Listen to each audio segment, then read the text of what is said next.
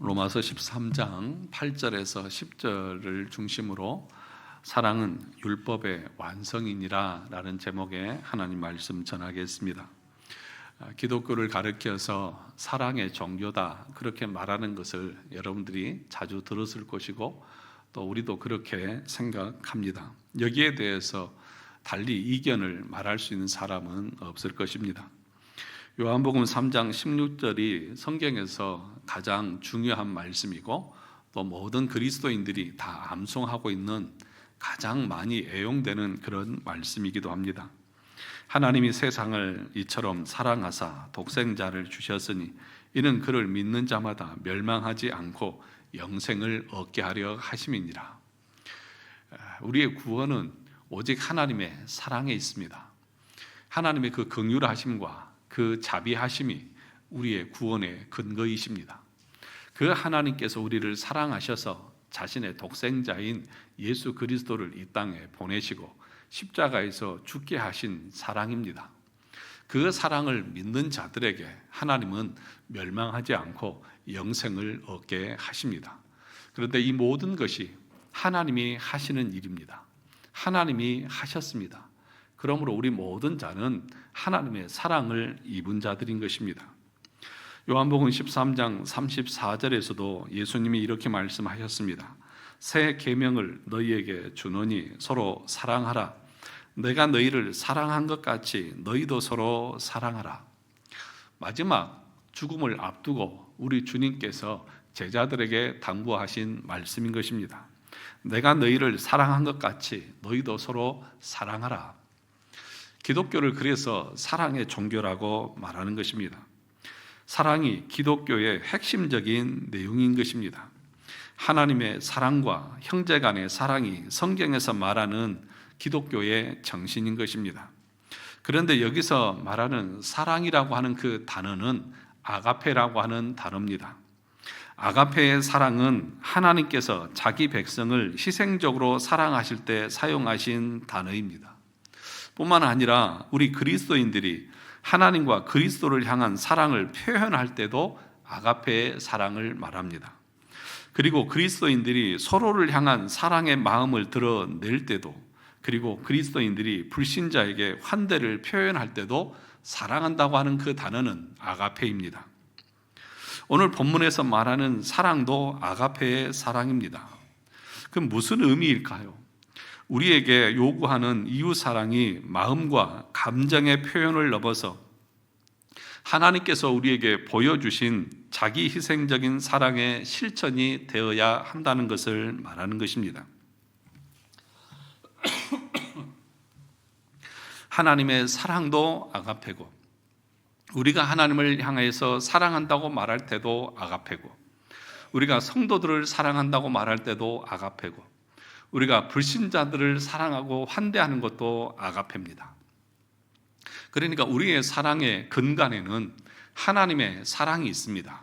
십자가의 그리스도의 그 사랑을 입은 자들을 향해서 이런 사랑을 베풀라고 말씀하고 있는 것입니다. 오늘 본문의 8절 하반절에 보면 남을 사랑하는 자는 율법을 다 이루었느니라 그렇게 말합니다. 9절 하반절에서도 내 이웃을 내 자신과 같이 사랑하신 그 말씀 가운데 다 들었느니라 그렇게 말합니다. 10절 하반절에서는 사랑은 율법의 완성이니라 라고 말씀하고 있습니다. 그러니까 성경은, 하나님의 말씀은 사랑을 말하고 있습니다. 여기서 말하는 율법이라고 하는 것은 하나님의 말씀을 의미합니다. 하나님의 말씀, 율법을 요약하면 십계명으로 압축할 수 있습니다. 이 십계명은 하나님께서 우리가 어떻게 살기를 원하는지를 보여주시는 기준선과도 같은 것입니다. 우리 삶의 길잡이라고 할 수 있습니다. 그런데 그 십계명이 1계명에서 4계명까지는 누구를 향한 사랑입니까? 하나님을 향한 사랑이고 5계명에서부터 10계명까지는 이웃을 향한 사랑입니다. 그러니까 하나님의 말씀을 우리가 압축해서 한 단어로 말한다고 하면 그것은 사랑이라고 말할 수 있다는 것입니다. 그러므로 우리가 그리스도인으로 살아간다, 또 그리스도인이다라고 하는 그 말의 의미는 사랑하며 사는 사람이다라고 정의를 내릴 수 있을 것입니다. 우리가 알다시피 십계명은 하나님 사랑과 이웃 사랑으로 나눌 수 있습니다. 그런데 여기서 사랑이 율법의 완성이라고 말할 때 그 말의 의미는 1계명에서 4계명을 말하는 것이 아니라, 그러니까 1계명에서부터 10계명까지 전체를 말하고 있는 것이 아니라 이웃 사랑에 관해서 말하고 있는 것입니다. 5계명에서부터 10계명까지의 말씀을 말하는 것입니다. 그리스도인들이 이웃 사랑의 법을 성취하는 것, 그것이 율법의 완성이다, 그렇게 말하고 있습니다. 그래서 앞에서 이 하나님 사랑에 관한 1계명에서 4계명은 말하지 않고 5계명, 내 부모를 공경하라, 이것을 빼고 간음하지 말라, 살인하지 말라, 도둑질하지 말라, 탐내지 말라고 하는 이웃 사랑의 계명만을 지금 바울이 이야기하고 있습니다. 그러니까 무엇을 말하고 있는 것입니까? 사랑은 율법의 완성이다라고 말할 때에 지금 바울이 강조하고 있는 것은 이웃 사랑에 대해서 말씀하고 있다는 것입니다. 이웃 사랑의 실천이 율법의 완성입니다.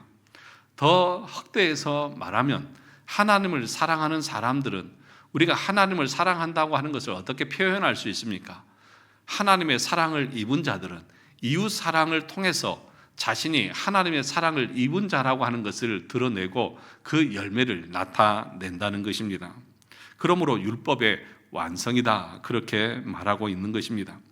그런데 여러분, 우리가 십계명을 공부하면서 배웠던 대로 지금 십계명에서는 살인하지 말라, 간음하지 말라, 도둑질하지 말라, 뭐뭐하지 말라라고 하는, 악을 행하지 말라라고 하는 것으로 명령합니다. 그러면 내가 다른 사람을 해하지 않았으면 내가 다른 사람을 사랑하는 것입니까?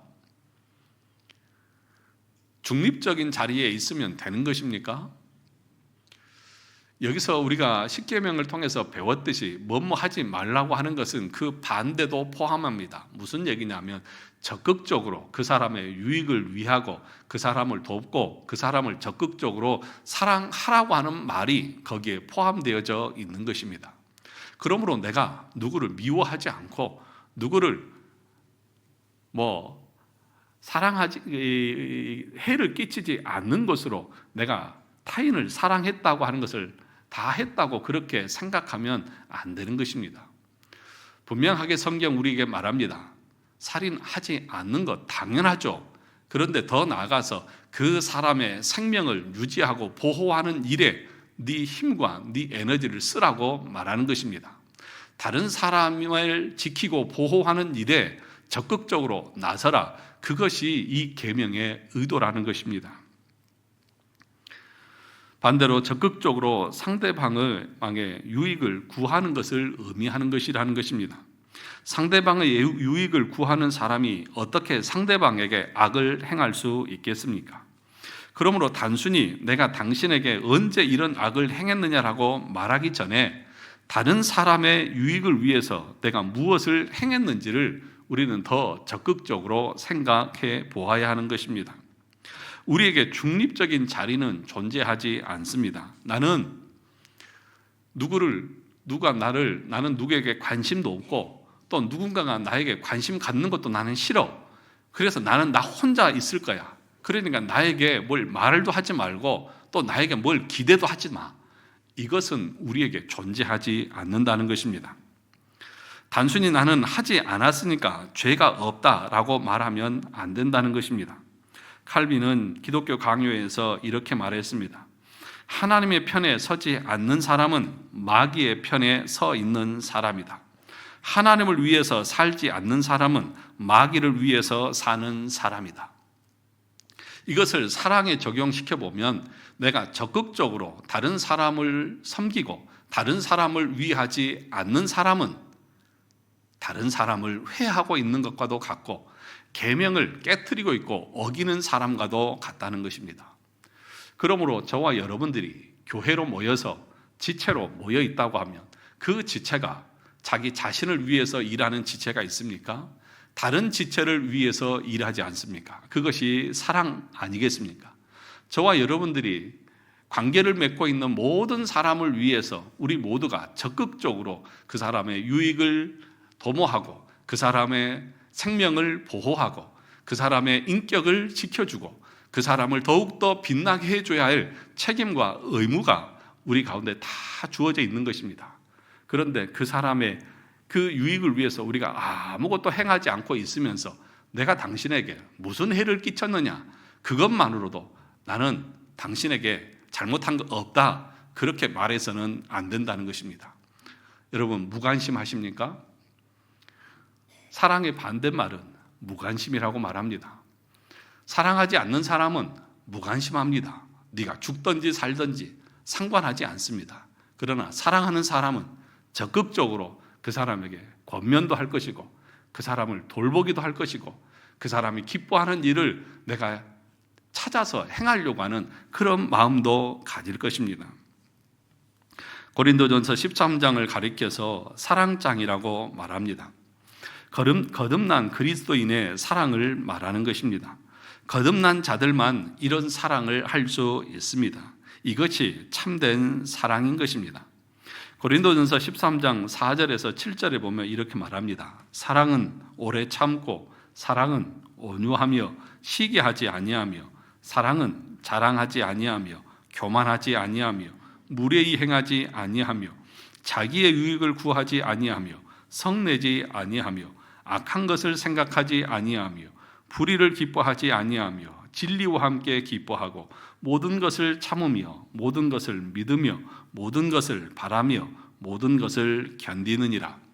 여기에 자기의 유익을 구하는 것이 있습니까? 자기 자신의 욕망을 추구하는 내용이 있습니까? 없습니다. 이 사랑의 정의는 상대방을 위하는 것입니다. 상대방의 유익을 구하는 것입니다. 이것이 사랑이라고 말합니다. 그런데 우리는 일반적으로 우리가 사랑하는 방식이 이런 사랑이 아닙니다. 우리가 사랑하는 방식은 감정적으로 뜨겁게 사랑하는 것이고 상사병이 걸릴 정도로 보고 싶고 같이 있고 싶고 뭔가 좋은 것을 주고 싶은 것을 사랑이라고 착각하고 있는 것입니다. 그래서 사랑한다고 하는데 그 사랑이 상대방을 오히려 더 힘들게 하는 사랑을 합니다. 저는 제 자녀들을 사랑합니다. 그래서 늘 자녀들의 방에서 놀고 싶고 얘기하고 싶고 막 하고 싶습니다. 그런데 제 딸은 너무 힘들답니다. 그래서 집을 나가고 싶답니다. 이게 잘못된 사랑인 것이죠. 자기중심적인 사랑인 것입니다. 애는 힘들어 죽겠다는데 아버지는 찾아가가지고 쫑알쫑알 떠들고 하루 종일 있었던 얘기를 다 하고 있으니 귀에서 피가 날 정도로 힘들다고 말합니다. 입 좀 다물었으면 좋겠다고 그러면서 막 저에게 뭐라고 그럽니다. 사랑은 이타적인 것입니다. 자기중심적인 것이 아닙니다. 그래서 저도 그 얘기를 듣고 그렇구나. 그래서 요즘에는 좀 자제하고 있고 방에 덜 들어가고 있고 뭐라고 그러면 예 알겠습니다. 그러고 조용히 입 다물고 있고 그렇습니다. 여러분, 우리의 사랑은 일방적인 사랑일 때가 많습니다. 자기가 좋아하는 방식으로 사랑을 합니다. 그리고 자기의 사랑을 받아주지 않는다고 화를 냅니다. 참 아이러니하는 것은 무엇입니까? 사랑한다고 말하면서 싸웁니다. 서로 사랑하는데 싸웁니다. 왜 그렇습니까? 다들 자기중심적으로 사랑하기 때문인 것입니다. 내가 너를 이렇게 사랑하는데 너는 왜 내 사랑을 안 받아주느냐는 것입니다.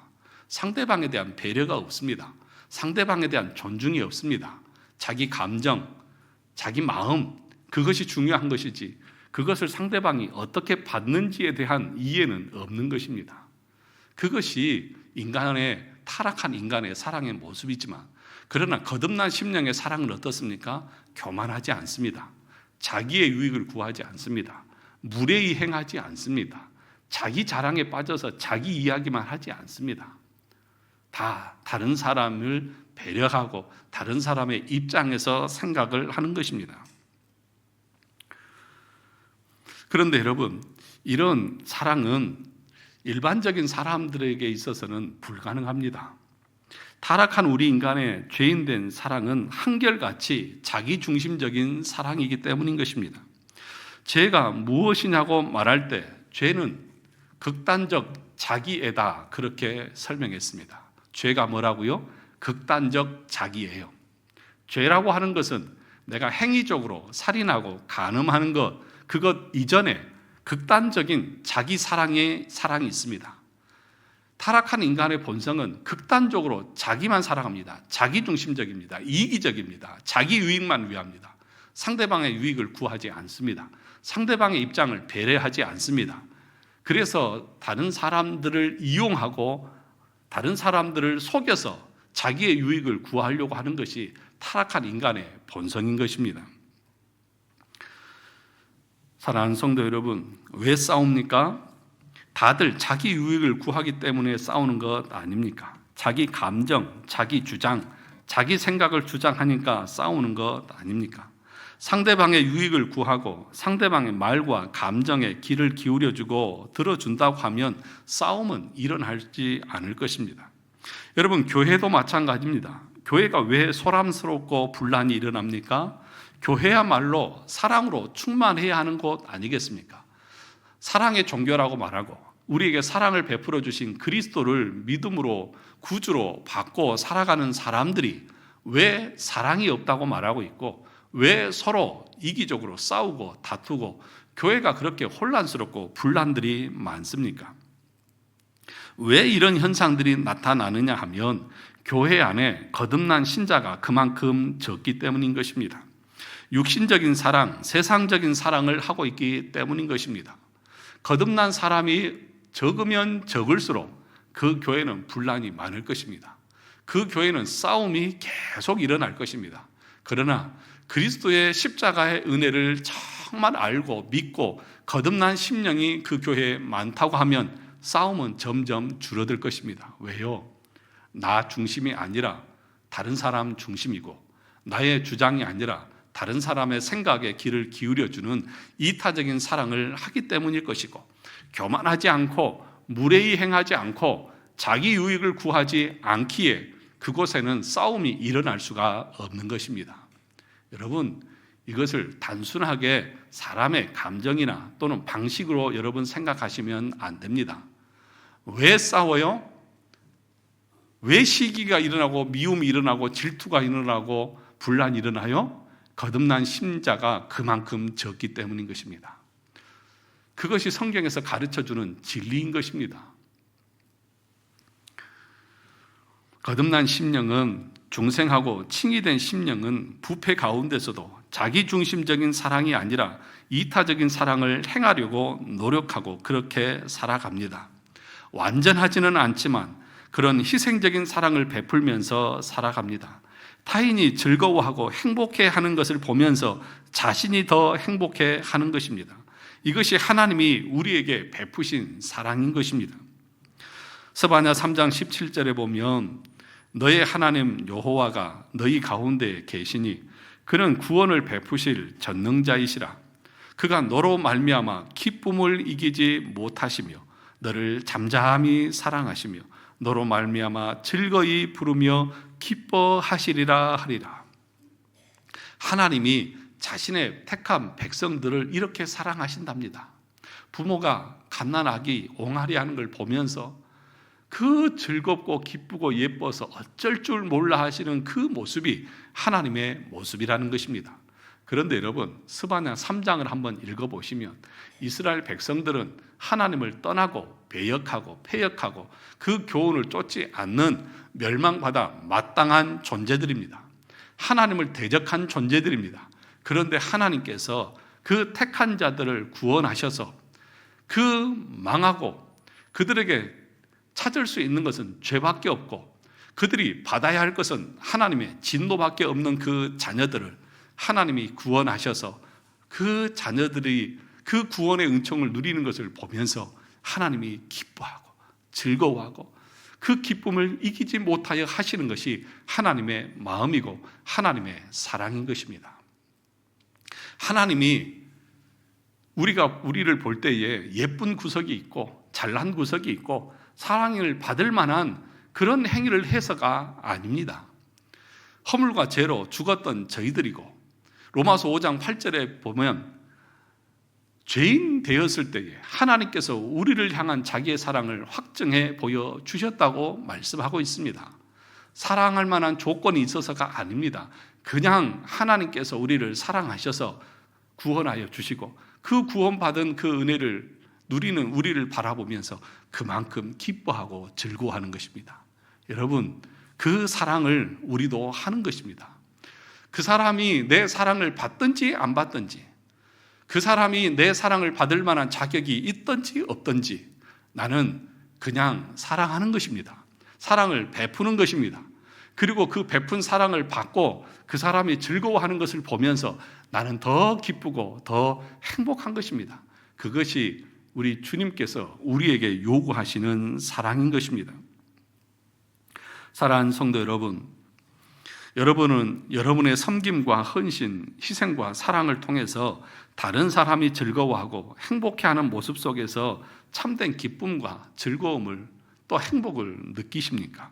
아니면 다른 사람이 나에게 베풀고 섬겨주고 하는 것을 통해서 기쁨을 누리고 행복을 느끼십니까?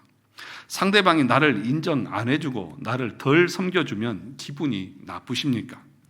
그것은 상대방을 사랑하는 것이 아닙니다. 그것은 주님이 우리에게 요구하신 사랑과는 반대의 삶을 사는 것입니다. 언제 우리 주님이 우리가 사랑받을 만해서 사랑했습니까? 우리가 죄인 되었을 때 아닙니까? 하나님의 심판 가운데 있을 때 우리를 조건 없이 사랑하시지 않았습니까? 하이델베르그 요리문답 4문부터 보면 우리의 성향에 대해서 이렇게 알려주고 있습니다. 4문에서 하나님의 율법이 우리에게 요구하는 것은 무엇입니까? 라는 이 질문에 마태복음 22장에서 이렇게 요약하여 가르치십니다. 내 마음을 다하고 목숨을 다하고 뜻을 다하여 주 너의 하나님을 사랑하라 하셨으니 이것이 크고 첫째 되는 계명이요 둘째는 그와 같으니 내 이웃을 내 몸과 같이 사랑하라 하셨으니 이 두 계명이 온 율법과 선지자의 강령이니라. 그래서 5문에서 이어서 말합니다. 당신은 이 모든 것을 온전히 지킬 수 있습니까? 하나님의 사랑과 이웃 사랑의 그 율법의 계명들을 우리가 온전히 지킬 수 있습니까? 라고 하는 이 질문에 아닙니다. 나에게는 본성적으로 하나님과 이웃을 미워하는 성향이 있습니다. 그러니까 거듭나지 않는 심령인 그 본성의 성향이 어떻다는 거예요? 하나님을 미워하고 대적하고 이웃에 향하여 미워하는, 시기하고 질투하는 그 성향이 우리 안에 자리 잡고 있다는 것입니다. 그러면 이 질문에 우리 스스로가 한번 대답해 보셔야 합니다. 내가 정말 다른 사람을 향한 그 미워하는 성향이 여전히 남아 있어서 누가 지금 죽도록 싫고 미웁고 그런 마음이 있습니까? 스스로 한번 대답을 해 보십시오. 그렇다고 하면 나는 여전히 교회에 와서 예배는 드리고 있고 하나님을 사랑한다고 말은 하고 있지만 내 심령은 아직까지도 거듭나지 않고 여전히 하나님의 진노 가운데, 멸망 가운데 있는 그런 불신자에 불과하다는 사실을 우리는 알아야 합니다. 그것이 내 안에 온전하지는 않습니다. 죽을 때까지 온전하지는 않을 것입니다. 그러나 내 마음의 성향이 이제는 바뀌어서 주님을 사랑하려고 할 것이고 이웃을 사랑하려고 할 것이고 다른 사람을 섬기려고 하는 그 마음이 내 안에서 일어나게 될 것이라는 것입니다.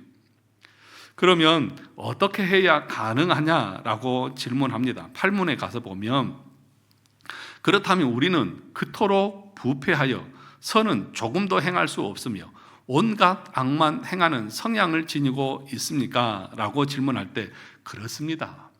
거듭나지 않는 심령은 온갖 악을 행하는 성향만 우리 안에 남아 있습니다. 그러면서 이렇게 말합니다. 우리가 하나님의 성령으로 거듭나지 않는 한 참으로 그렇습니다.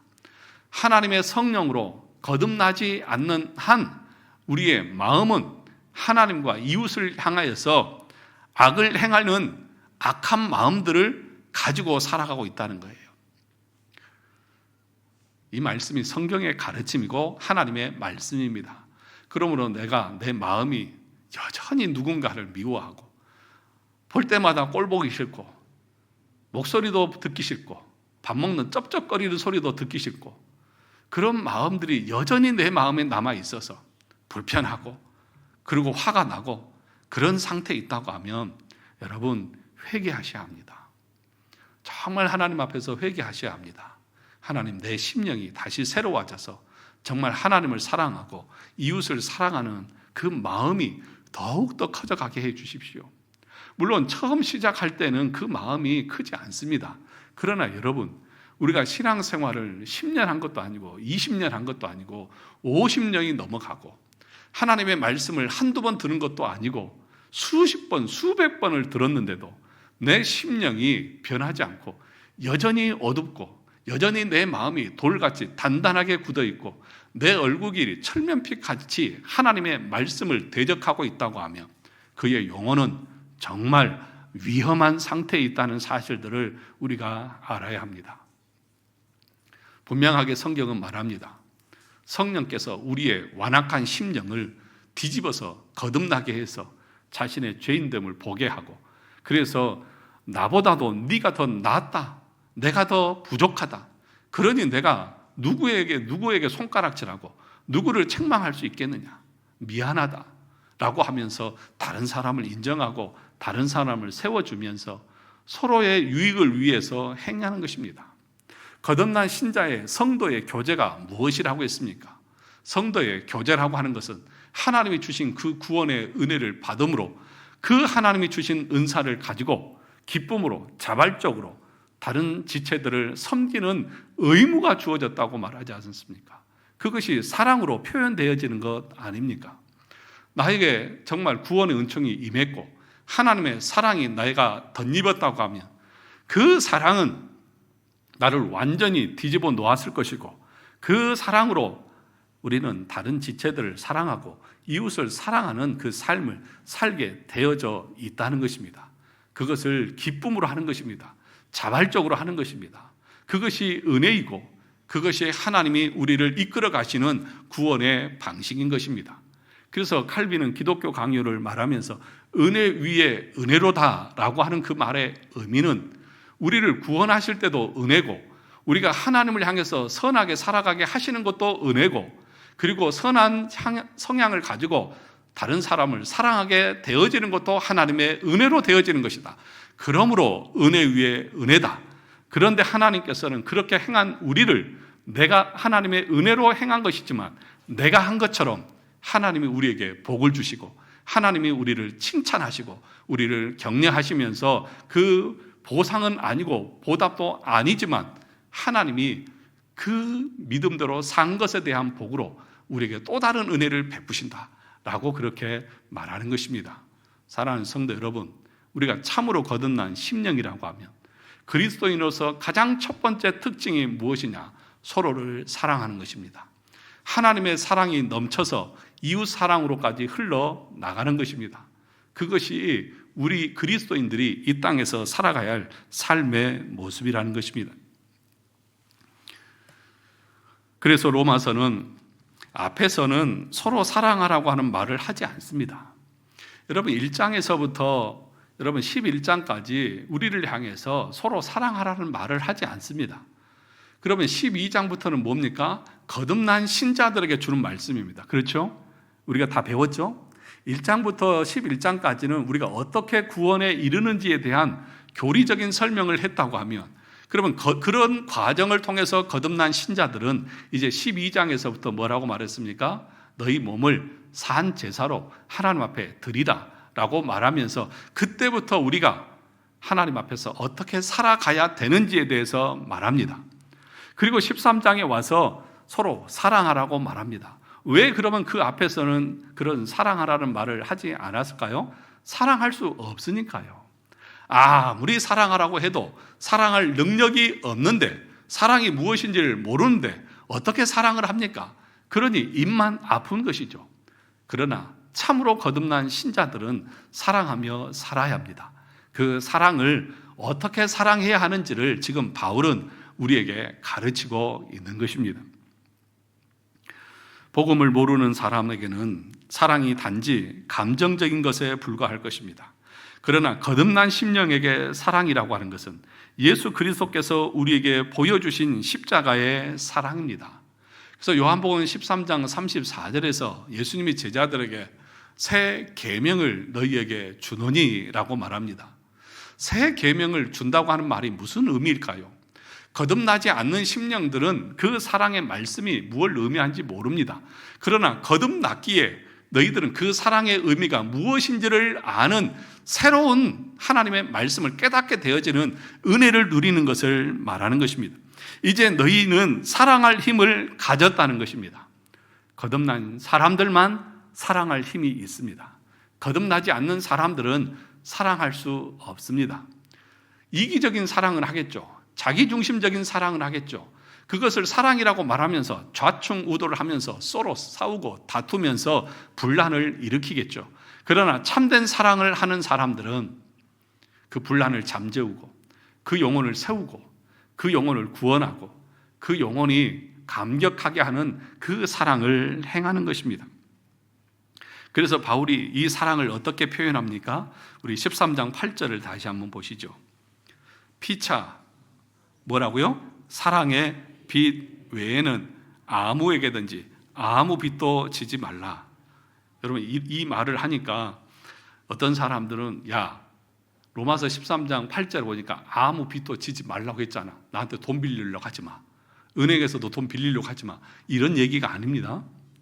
뭐 대출 받으면 안 된다 이런 얘기가 아니에요. 문자적으로만 생각하면 야 빚 내지 말라고 했잖아. 그런 얘기가 아니에요. 사랑의 빛, 우리에게는 빛이 다 있다는 거예요. 어떤 빛이요? 사랑의 빛이 다 있다는 거예요. 서로에게 다 빛이 있다는 것입니다. 거듭난 심령은 자신이 그리스도께 사랑의 빛을 졌다는 것을 아는 사람이라는 거예요. 정말 거듭난 심령은 내가 갚을 수 없는 무한한 그 복음의 빛을 지고 있는 사람이다. 그러면 내가 빚이 있다고 하면 그 빚을 어떻게 해야 합니까? 갚아야 합니까? 아니면 떼먹어야 합니까? 그냥 갚을 길이 없으니까 주랭랑을 쳐버리면 됩니까? 연락도 끊고 그래버리면 됩니까? 여기서 말하는 빚이 있다고 하면 그 빚을 어떻게 할까요? 정상적인 사람이라고 하면 끝까지 내가 할 수 있는 데까지 갚겠다. 그것이 정상적인 모습 아닙니까? 주님의 사랑을 우리가 이 세상에서 어떻게 갚을 수 있습니까? 다 못 갚습니다. 그럼에도 불구하고 주님 그 사랑을 내가 다 갚을 수는 없지만 내가 이 땅에 사는 동안 내가 10,000분의 1이라도 갚기를 원합니다. 그 마음으로 주님을 사랑하고 이웃을 사랑하면서 그 빚을 갚는 것입니다. 여러분 그러니까 다른 사람을 사랑하고 다른 사람에게 사랑을 베푼 것은 뭐예요? 빚 갚은 거예요. 뭐라고요? 빚 갚은 거라고요. 그러니까 다른 사람들에게 사랑을 베풀었다고 해서 다른 사람들에게 내가 베푼 만큼 너도 나에게 보상을 해 이렇게 요구하면 돼요? 안 돼요?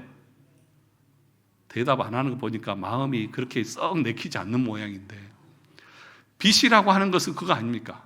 내가 은행에 빚 갚고 나서 내가 빚 갚았으니까 너 돈 더 줘 이렇게 얘기하는 사람이 있어요? 없잖아요. 빚이에요. 빚. 그러니까 그것을 열심히 하는 사람들은 빚을 열심히 갚아 나가는 사람이고 그것을 열심히 행하지 않는 사람은 아주 양아치 같은 사람인 거죠. 왜요? 빚을 지고도 갚을 생각을 안 하니까. 얼마나 나쁜 놈이에요.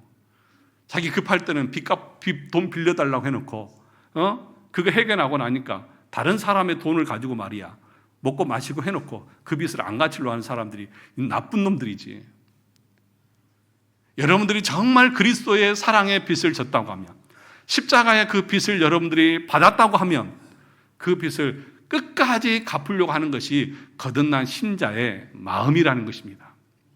그런데 거듭나지 않았기 때문에 내가 무슨 빚을 졌는데? 그렇잖아요. 주님의 사랑의 그 빚은 거듭난 신자만 압니다.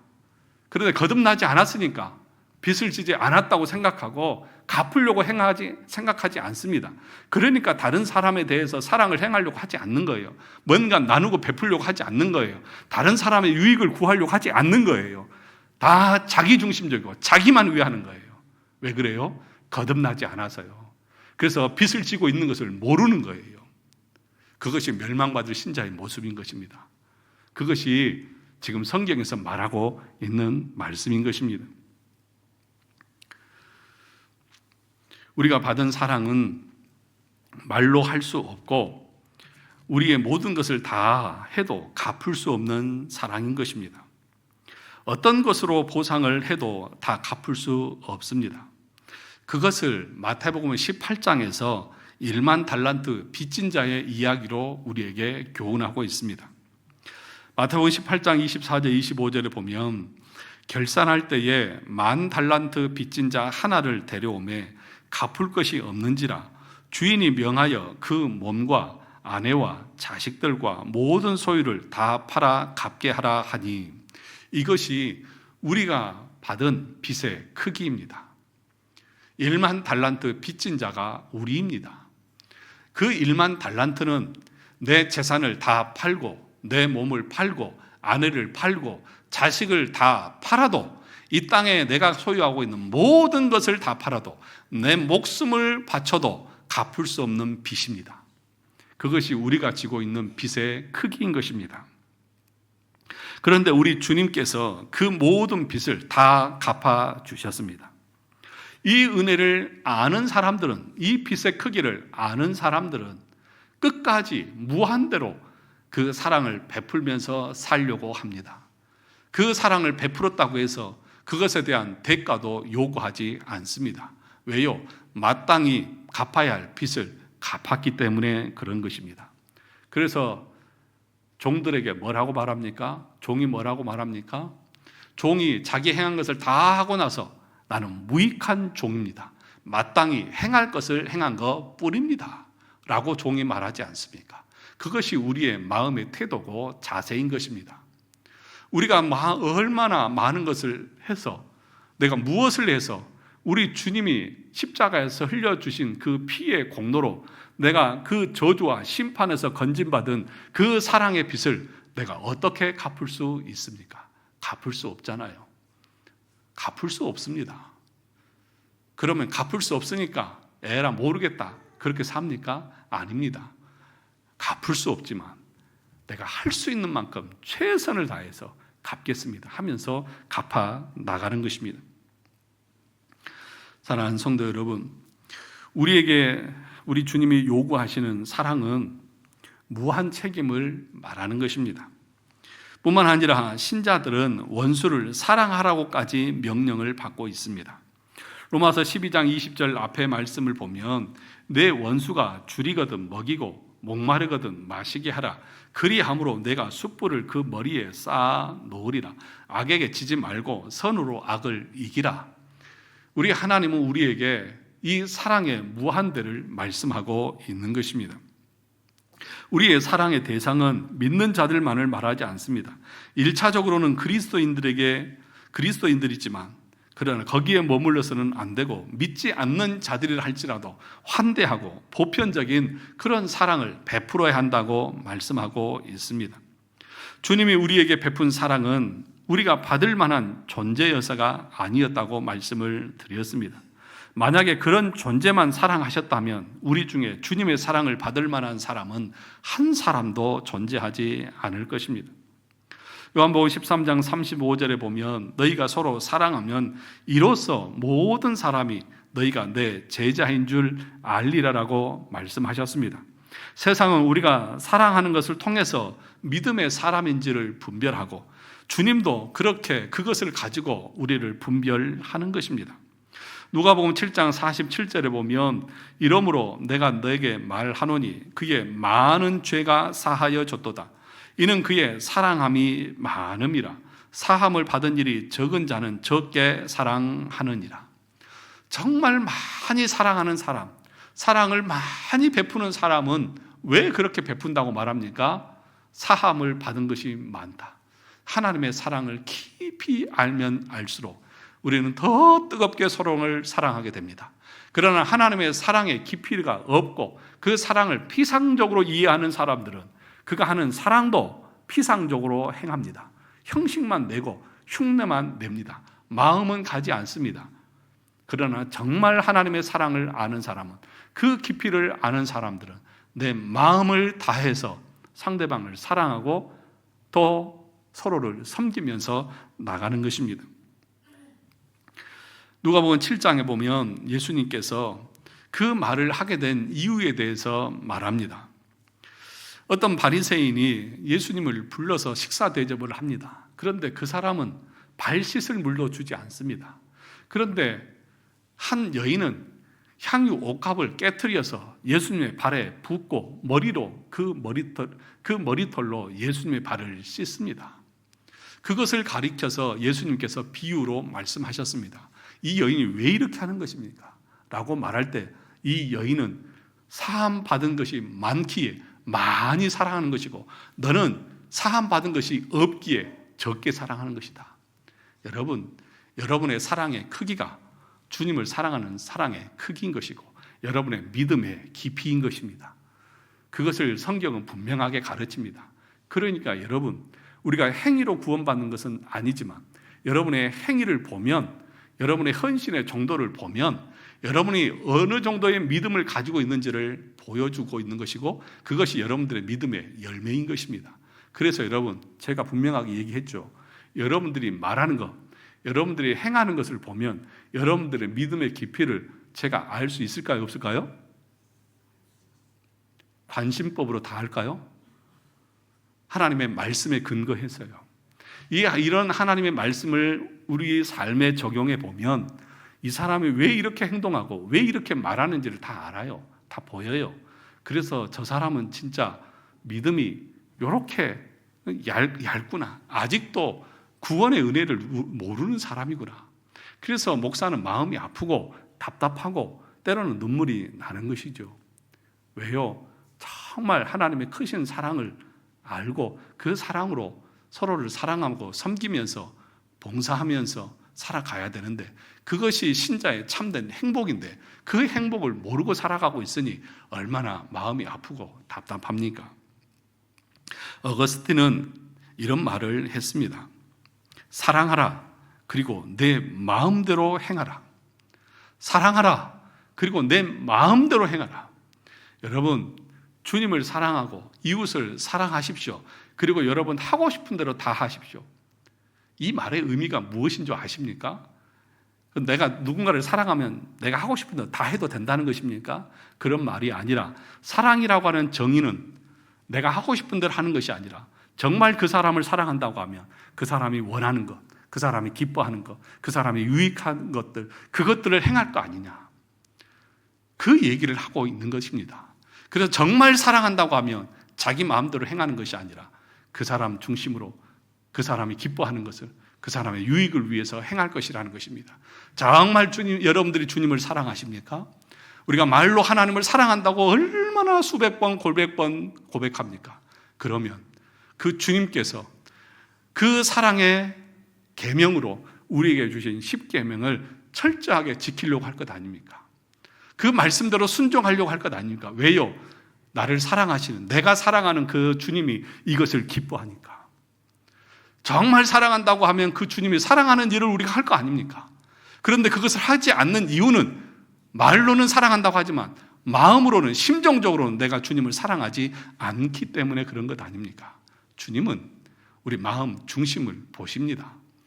우리가 주님을 속일 수 없습니다. 말로, 감언이설로 속여 넘길 수 없습니다. 저는 속일 수 있을지 모릅니다. 그런데 저도 잘 안 속습니다. 하나도 안 웃으시니까 제가 할 말이 없습니다. 사랑하는 성도 여러분, 저와 여러분들이 서로를 사랑하며 살아야 합니다. 이제는 거듭난 신자이기에 사랑하며 살아야 합니다. 그것이 우리가 살아가는 유일한 존재고, 그것이 우리를 구원하시는 하나님의 뜻이고 목적입니다. 하나님을 사랑하고 이웃을 사랑하는 것, 이것이 율법의 완성이고 성경의 가르침이라고 했습니다. 내가 어떻게 교회를 사랑하고 주님을 사랑하고 형제를 사랑하고 옆에 있는 사람을 생각할지를 늘 고민하는 것이 우리 거듭난 신자의 마땅한 모습인 것입니다. 내가 어떻게 사랑을 받을까가 아니라 어떻게 사랑을 행할까, 이것을 고민하며 살아가는, 그래서 우리 교회 가운데 정말 서로 간에 성도 간의 사랑의 그 은혜가 넘치는, 그래서 서로를 볼 때마다 내가 집사님한테, 권사님한테 얼마나 사랑의 많은 빚을 졌는데 서로 또 당신이 내가 당신한테 더 많은 빚을 졌지, 이런 고백을 해야 되지 않겠습니까? 제가 결혼식에 갔습니다. 예전에 있던 교회 그 권사님 딸 결혼식에 갔습니다. 그래서 축의금을 내 나름대로는 많이 하려고 많이 했습니다. 권사님이 전화가 왔어요. 목사님, 그냥 찾아와 주신 것만 해도 감사한데 무슨 축의금을 이렇게 많이 하셨습니까? 그래서 제가 뭐라고 그럴게요? 권사님이 저에게 베풀어 주신 사랑은 이것보다 더 큽니다.